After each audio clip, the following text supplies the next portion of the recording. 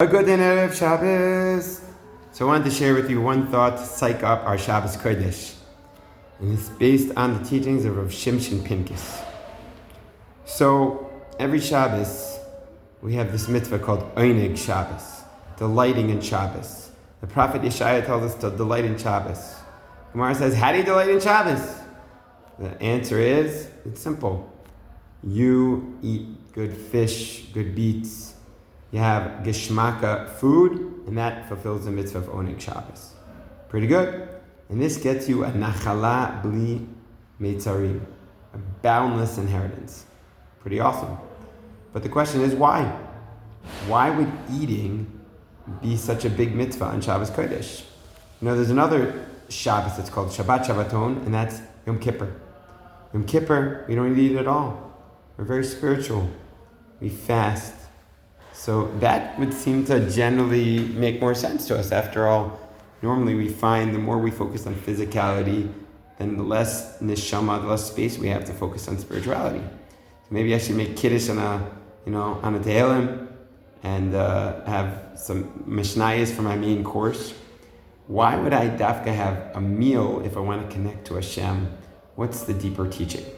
So Rav Pincus answers like this.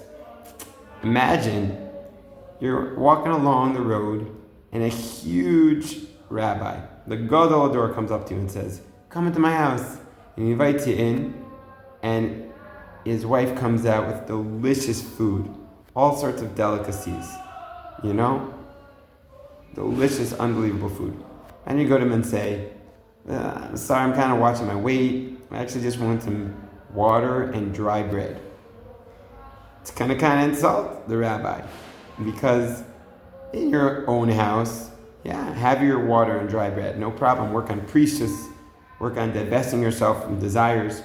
But now you're in the home of this gadol, and out of respect for him, you eat and you enjoy. So similarly, every Shabbos Kodesh, when we sit down to our Shabbos table, we have to remind ourselves, we're not eating at our table, we're in the meal of a Kadosh Baruch Hu.